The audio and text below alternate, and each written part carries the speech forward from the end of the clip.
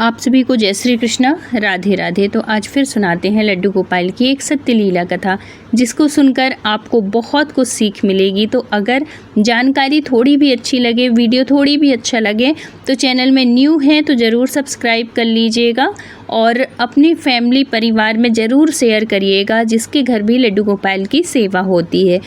तो ये जो सत्य लीला कथा है, ये रीना जी ने शेयर किया है मध्य प्रदेश से।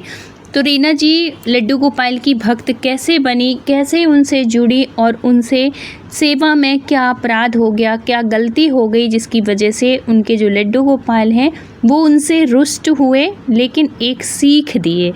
तो क्या था कि ये जो रीना जी हैं, इनको बहुत वर्षों तक, इनके मतलब 3-4 साल हो गए थे शादी के, इनके कोई बच्चे नहीं थे, संतान नहीं थी। तो ये बहुत दुखी रहती थी।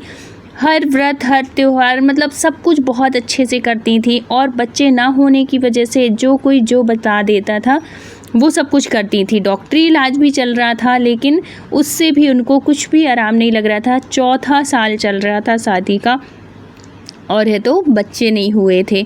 घर में भी सब परेशान होने लगे थे कि अब तक हो जाना चाहिए। मतलब डॉक्टरी कोई भी परेशानी नहीं थी, कोई भी ऐसी दिक्कत नहीं थी जिसका कि डॉक्टरी इलाज से सही कराया जा सके। सब कुछ नॉर्मल था, कोई ऐसी परेशानी वाली बात नहीं थी, बस बच्चे नहीं हो रहे थे। तो इस वजह से घर के लोग भी थोड़ी सा दुखी थे, परेशान थे कि क्यों नहीं हो रहे हैं। और इसी बीच इनकी आती हैं बुआ, जो दादी बुआ होती हैं ससुराल से, वो आई हुई थी कुछ दिन रुकने के लिए। बड़ी बुजुर्ग थी, वो हमेशा आती थी, कभी न कभी त्योहारों में ज़रूर आया करती थी। तो वो क्या थी कि वो लड्डू गोपाल की भक्त थी, भगवान की बहुत सेवा करती थी और उनको अपने कन्हैया में बहुत विश्वास था, अटूट विश्वास जिसको कहते हैं। और कहते हैं ना कि जब दवा काम नहीं आती तब दुआ लगती है ना। और हम ऐसे ऐसे सब कुछ करवा लेते हैं और कभी कोई कुछ अगर हमसे बताता है और वो चीज़ हम करते हैं तो हमें फ़ायदा हो जाता है। ये क्या होता है, ये विश्वास होता है। जब हमको अपने भगवान से विश्वास हो जाता है कि नहीं ये तो होगा ही, तो विश्वास ही फलता है।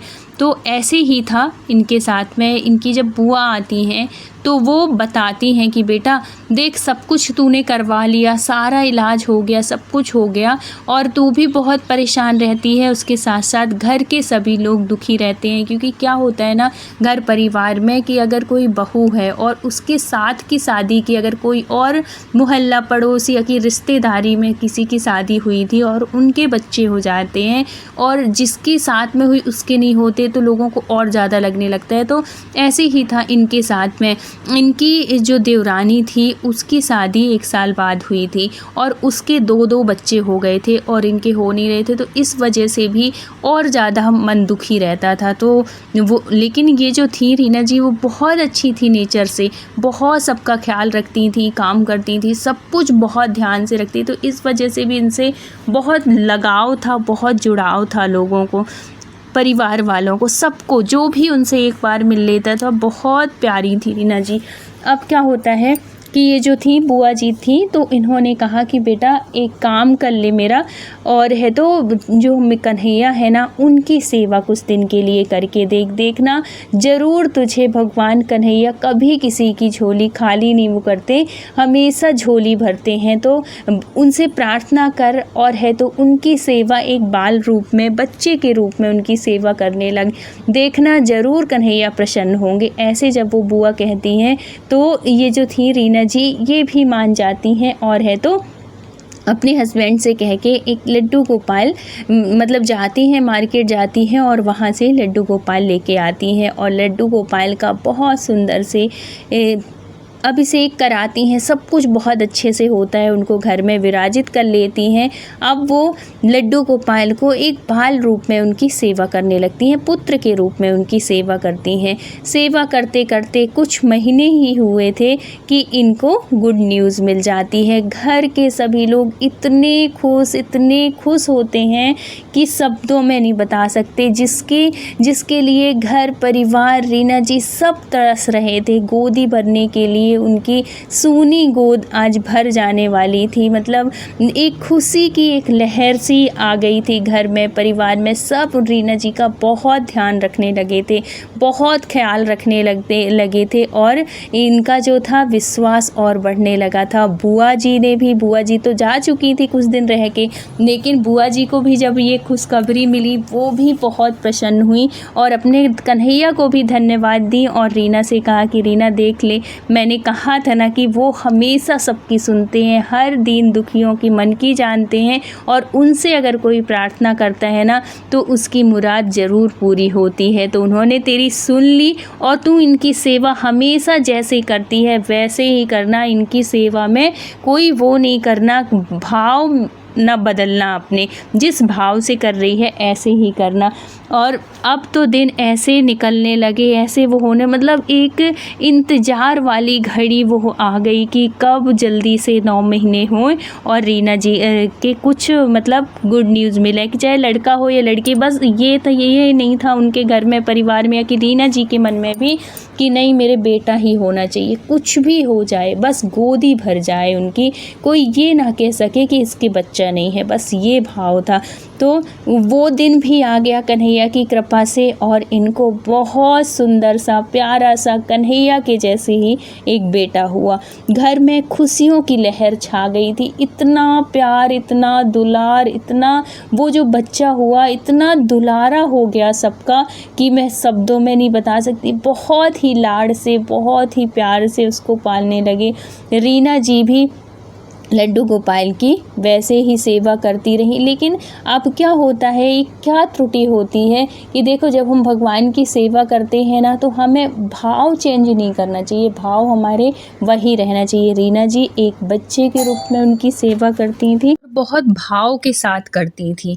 ऐसा नहीं है कि पहले वो कुछ और वैसे कर रही हों जब तक बच्चे नहीं हुए थे और बच्चे होने के बाद उनका भाव बदल गया हो, ऐसा बिल्कुल भी नहीं था। वैसे ही वो आज भी सेवा करती थी। उनका प्रॉपर सुबह से लेके रात तक शयन तक का उनका जो रूटीन था पहले से ही वैसे ही वो निभा रही थी, वैसे ही कर रही थी। अब देखते ही देखते वो जो बच्चा था वो बड़ा होने लगा, थोड़ी सा ऐसे होने लगा जैसे छोटे छोटे बच्चे चलते हैं ना घुटने के बल, वैसे चलने लगा। अब वो खिसक खिसक के थोड़ी सा ऐसे छोटे छोटे से बच्चे जो चलते हैं वो खिसक के वैसे करके वो कोई भी बैठा रहता उनके पास चला जाता। बड़ा अच्छा, बड़ा प्यारा लग रहा था। घर का माहौल भी बहुत ही अच्छा हो गया था और जहाँ कन्हैया की सेवा होती है, जहाँ कन्हैया की कृपा होती है उस घर में तो खुशहाली होती है। लेकिन कब तक, जब हमसे कोई त्रुटि नहीं होती। अब क्या होता है कि ये जो देवरानी थी ये भी इनकी साथ में ही रहती थी, सास ससुर देवरानी देवर सब साथ में, मतलब जॉइंट फैमिली थी। तो एक दिन ये क्या देखती हैं, कुछ दिन से ही इनको अजीब सा लग रहा था क्योंकि इनका कुछ समय से जैसे पीरियड का टाइम होता था ना तो ये मंदिर में जाना स्वाभाविक सी बात है, वहाँ पे कोई नहीं जाएगा मंदिर में। तो ये जो बच्चा था इनका जब ये थोड़ी सा बड़ा होने लगा तो क्या करती थी रीना जी, क्या करती थी कि अपने बेटे को भी, जैसे भाई माँ के पास ही अधिकतर बच्चे रहते हैं ना, तो जैसे वो पूजा करती, बच्चा अगर उठ गया, सो रहा है तब तो कोई बात नहीं, लेकिन अगर उठ गया है तो उसको अपने पास ही बिठा लेती थी, मंदिर के पास ही बिठा लेती थी। लड्डू गोपाल की जब तक सेवा करती वो बच्चा देखता और है। तो देखो बच्चों को ना सिखाने के लिए अलग से शिक्षा नहीं देनी होती है, जो बच्चे देखते हैं वैसे ही करते हैं। लेकिन वो बच्चा था, बाल रूप था, बाल मन था, वो उसको थोड़ी ये सब चीज़ें पता होती हैं जो कि ये त्रुटि होने वाली थी। अब उसकी आदत सी पड़ गई थी क्योंकि भगवान थे, छोटे छोटे से मूर्तियाँ थी, एक घंटी थी, जैसे कि वो रीना जी घंटी पकड़ा देती थी तो वो घंटी बजाता रहता था, खन खन की आवाज़ आती थी तो उसको अच्छा लगता था। भगवान के पास वो बच्चा बैठता था जब तक रीना जी भगवान की लड्डू गोपाल की सेवा करती थी, उनको भोग वोग लगाती, उनको श्रृंगार करती, बहुत अच्छे भाव के साथ पद गाते हुए, स्तोत्र गाते हुए भगवान की सेवा करती थी। बहुत ही अच्छा था। लेकिन कुछ दिनों से क्या हो रहा था कि इनको अजीब अजीब सा लग रहा था, ऐसे जैसे, क्योंकि रीना जी लड्डू गोपाल को एक बाल रूप में सेवा कर रही थी, मतलब एक बच्चे के रूप में सेवा करती थी। तो उनको वैसे ही स्वप्न आ रहा था कि जैसे किसी छोटे से बच्चे को बहुत चोट लगी हो, उसके घुटने छिले हुए हैं, उसको चोट लगी है, उसके हाथ में चोट लगी है। तो ये जो रीना जी है बहुत वो हो जाती थी कि ऐसा क्यों दिखता, और एक बार नहीं 2-3 बार ऐसे इनको स्वप्न दिखे। बहुत परेशान थी, इनको लगता कि ऐसा क्यों दिखता है। फिर जब बच्चे होते हैं ना तो हर माँ को एक अंदर से अजीब सा डर रहता है, उनको अंदर से ये लगता है, कभी हम गलत सपने देखते हैं तो अपने आप में आदमी को लगता है कि ऐसा तो नहीं कि हमारे बच्चे के ऊपर तो कुछ मुसीबत नहीं आने वाली है, हे कन्हैया रक्षा करना, ऐसे वो करके वो बड़ी डर जाती थी, क्योंकि वैसे ही उनका इतने वर्षों के बाद बच्चा हुआ था और इस तरीके के स्वप्न। तो उनको लगता था कि ऐसा ना हो कि ये कहीं गिर जाए, कहीं इसको चोट लग जाए, ये स्वप्न क्यों आ रहा है। फिर वो फ़ोन करके भी अपने मायके में, अपनी ससुराल नंद से भी सबसे पूछी कि किसी को, कुछ बच्चे को कुछ चोट वोट तो नहीं लगी है, मुझे क्यों ऐसा स्वप्न दिख रहा है। यहाँ पे इनसे इनकी जो देवरानी थी उसके माध्यम से त्रुटि हो रही थी। क्या होता था कि जैसे ये जो थी रीना जी थी, जब पीरियड हो जाती थी तो रीना जी सेवा नहीं करेंगी, लड्डू गोपाल की मंदिर में नहीं जाती थी, तो जो इनकी देवरानी थी वो सेवा करती थी, और है तो सेवा करती थी। तो उसके, वो जो बच्चा था उसकी तो आदत थी, वो मंदिर के पास आता बैठता, जैसे रीना जी उसको घंटी पकड़ा देती थी, तो वो भी देवरानी भी ऐसे वो करती। तो ये क्या करती कि जैसे रीना जी का तो भाव जुड़ा हुआ था उनसे वो बेटा मानती थी, लेकिन देवरानी का लड्डू गोपाल से कोई भाव नहीं था। नीचे ही मंदिर था, फर्श से जुड़ा हुआ, ऊपर नहीं था, नीचे से ही मंदिर था। तो वो जो बच्चा था वो लड्डू गोपाल को भी उठा लेता और लड्डू गोपाल से खूब देर तक खेलता रहता, जब तक ये और भगवान को स्नान कराती, सब कुछ करती। ये कुछ दिनों से, जैसे कि हम 5 दिन 4 दिन 5 दिन मानते हैं ना शुद्धता का, 6 दिन, जिसका जैसा घर परिवार में चलता है वैसे, तो 6 दिन तक जो रीना जी हैं वो नहीं जाती थी, ना तो किचन में जाती थी और ना ही मंदिर के पास जाती थी। लेकिन इसी बीच इनको इस तरीके के स्वप्न आ रहे थे। वो त्रुटि कहाँ हो रही थी कि ये जो देवरानी थी ये ध्यान नहीं दे रही थी। ये जो बच्चा है इनका, जो रीना जी का बच्चा था, वो मंदिर के पास बैठता था, कभी घंटी बजाए, और नीचे ही लड्डू गोपाल थे मंदिर में, तो वो लड्डू गोपाल को हाथ से पकड़ के उनके साथ भी खेलता। जैसे लड्डू गोपाल को, अब बच्चा है वो अबोध बालक, उसको क्या पता कि ये गलत है कि सही, लेकिन जो हमारे बच्चे के साथ बैठा है उसको तो ध्यान रखना चाहिए कि रीना जी, मतलब मेरी जो जेठानी है, जो दीदी हैं, वो कितना मानती हैं इनको, कन्हैया को एक बच्चे के रूप में मानती हैं। तो वो छोटा बच्चा है, उनको गिरा रहा है, पटक रहा है, नोच रहा है, उनके कपड़े वो हो रहे हैं, लेकिन उसको कोई फ़र्क नहीं पड़ता और पड़ेगा भी नहीं, क्योंकि वो भाव से नहीं जुड़े। जब तक हम भगवान से किसी रिश्ते के साथ नहीं जुड़ते, उनसे दिल से कनेक्ट नहीं होते, तब तक हमारे मन में वो भाव भी नहीं आते हैं। वो सिर्फ पत्थर की मूर्ति ही रहती है, और जब तक आप उनको इस तरीके से मानोगे तो वो भी कोई कृपा नहीं करेंगे, वो भी कोई आपके सामने कोई भाव नहीं रखेंगे, अनुभूति आपको नहीं होगी। लेकिन जो रीना जी थी उनके ऊपर कन्हैया की बहुत कृपा थी। इनको चाहे जब इनको भगवान के दर्शन होते थे, लड्डू गोपाल के दर्शन होते थे, उनकी लीलाएं उनको समझ में आती थी, उनकी अनुभूतियाँ उनको समझ में आती थी, उनके चेहरे के भाव समझ में आते थे। लेकिन जो देवरानी है इसके साथ ऐसा कुछ भी नहीं था। तभी तो वो इतने दिनों से, मतलब जैसे 4-5 दिन ये रीना जी नहीं जा रही थी, तो रोज़ वो बच्चा बैठता और ये पूजा करती, और वो इसी तरीके से, मतलब वे पटक के वो बच्चा खेलता रहता, लेकिन देवरानी कुछ नहीं बोलती। लेकिन जब हमारा और हमारे भगवान का जुड़ा रहता है ना कनेक्शन, जब भक्ति जुड़ी रहती है, भाव जुड़े रहते हैं, तो हमें इस तरीके से अनुभूति होती है। देखो, भगवान स्वयं प्रकट होके नहीं आ जाएंगे, साक्षात रूप में नहीं आ जाएंगे, वो इसी तरीके से हमारी त्रुटियों को स्वप्न के माध्यम से या अनुभूतियों के माध्यम से हमें बताते हैं कि ये त्रुटि हो रही है। और जो भक्त होता है, जो सच्चा प्रेमी होता है कन्हैया का, वो उनके हर भावनाओं को समझता है, हर मतलब उनके भाव को समझता है, उनके स्वप्न को समझता है कि ज़रूर कुछ मेरे कान्हा के साथ है। लेकिन ये नहीं समझ पा रही थी कि ऐसा क्या है। लेकिन एक दिन क्या होता है कि ये वहीं से निकल रही होती हैं, मतलब दूर से, थोड़ी मंदिर था, बहुत बड़ा सा इनका घर है, लेकिन दूर से दरवाजे से निकली तो इनको नज़र पड़ी और बच्चा है जो है वो खेल रहा था, रो रहा था। तो इसी उससे आई भी थी कि मैं उसको ले जाऊं, बेटे को ले जाऊं तो थोड़ी मालिश वालिश भी कर दूंगी, जैसे छोटे बच्चों की होती है ना, आदमी सुबह भी करता है, दोपहर में भी कर देता है, रात में भी कर देते। तो सुबह सुबह का टाइम था तो ये मालिश की उससे लेके आई कि मालिश कर दूंगी तो थोड़ी सो भी जाएगा, बच्चे जल्दी सो जाते हैं, मालिश कर दो, नहला दो। तो इस भाव से वो आई हुई थी। तो देखो ये सब चीज़ इतने दिन से वो हो रहा था, लेकिन उनको अनुभूति तो हो रही थी, इनको स्वप्न में इस तरीके के स्वप्न तो आ रहे थे, भगवान इशारा कर रहे थे, लेकिन आज इनको प्रत्यक्ष दिखाना था। तो ये जब आती हैं अपने बेटे को लेने के लिए, अपनी देवरानी से कहती हैं कि पूजा इस तरफ कर दे, उसको रो रहा है, क्यों रो रहा है।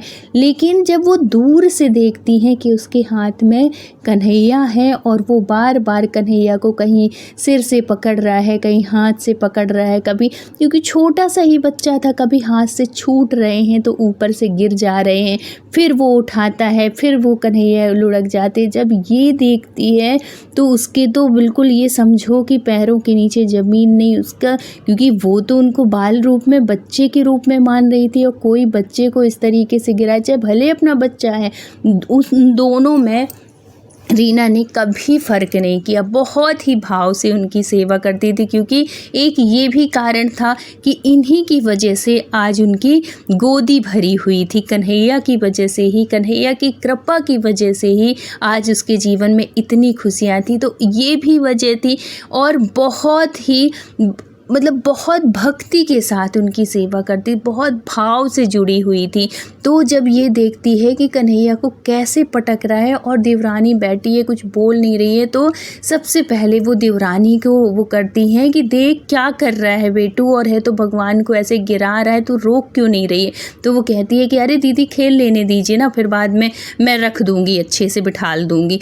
तो मतलब ये समझ में नहीं आता लोगों को कि कैसे भाव होते हैं जब हम भगवान मान रहे हैं उनको, जब हम मंदिर में बिठा ले हैं तो एक भाव के साथ ही ना, इतना तो सबको समझ में आना चाहिए। तो जब ये देखती है तो उसको समझने में देरी नहीं लगती कि जो मुझे स्वप्न में इस तरीके से 3-4 दिन से दिख रहा है, ये कुछ और नहीं, ये मेरे कन्हैया को ही इतना दर्द हो रहा है, उसकी चोटें लगी हुई हैं। तो फिर बाद में वो रीना जी जो थी अपनी देवरानी से कहती हैं कि पूजा आज कन्हैया के बहुत दर्द हो रहा होगा, इतने कब से ये ऐसे कर रहे हैं। तो बोले दीदी रोज़ बेटू आ जाता है और यहीं पे बैठ के ऐसे ही खेलता है।